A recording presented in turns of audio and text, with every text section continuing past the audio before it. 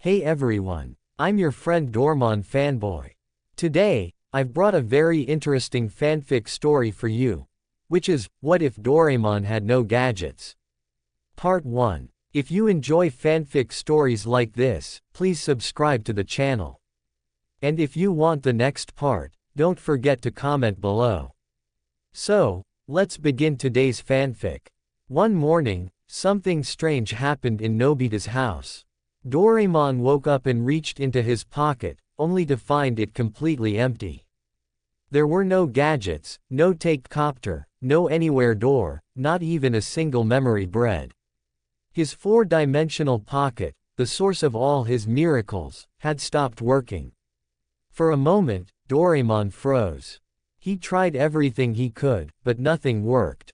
The gadgets were gone. For the first time since he came to Nobita's life, Doraemon was powerless.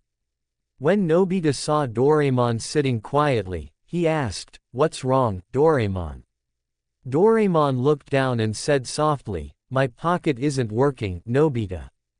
I can't use any gadgets." Nobita's face fell. "Then, how will you help me now?" Doraemon smiled gently. "Maybe this time, you'll help yourself." The days that followed were different.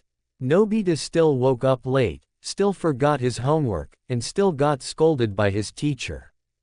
Gion still bullied him, and Sunio still laughed. But when Nobita ran home crying and shouted for Doraemon to save him, Doraemon no longer pulled out a gadget. Instead, he listened. He talked. He comforted. When Nobita said he couldn't do something, Doraemon told him, "Then let's try together." And slowly, Nobita began to change. At first, it was small things. He started waking up a bit earlier. He tried solving his homework without shortcuts. When Gion teased him, he didn't cry right away. He learned to take a deep breath, and walk away. Without the gadgets, Doraemon had become more than a helper, he had become a true teacher. Weeks turned into months. Nobita's marks started improving. His parents noticed that he didn't complain as much anymore. Even Shizuka began to admire his efforts. Nobita wasn't perfect, he still failed sometimes, but this time, he didn't give up. One evening, after school, Nobita and Doraemon sat on the steps outside the house.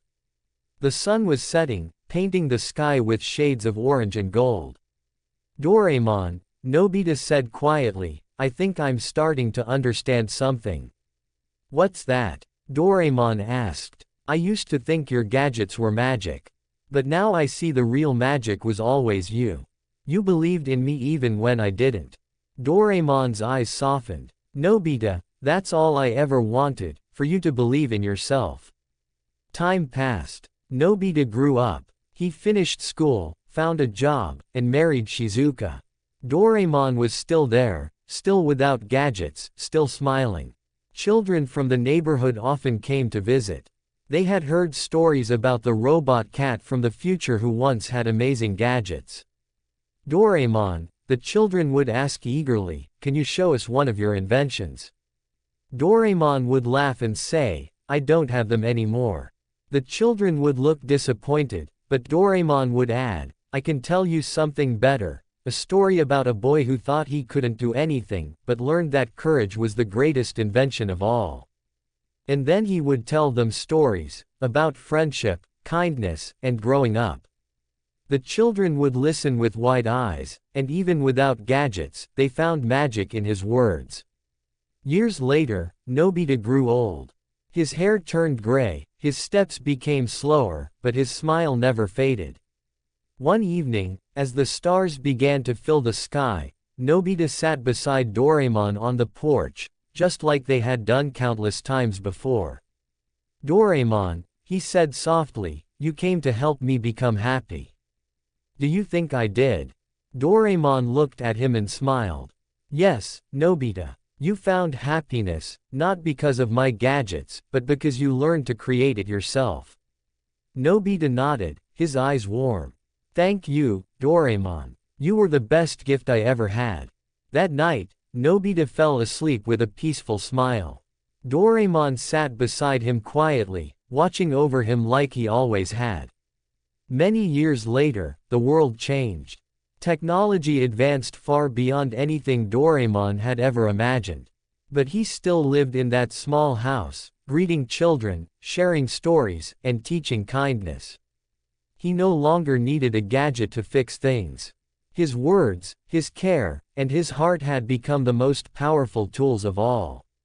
And in the hearts of everyone who met him, Doraemon became something eternal, not a robot from the future, but a symbol of hope, friendship, and the belief that even without magic, we can still make life beautiful. If Doraemon had no gadgets, the world wouldn't lose its wonders. It would simply find new ones, encourage, kindness, and love. Because sometimes, the greatest invention isn't something you can pull from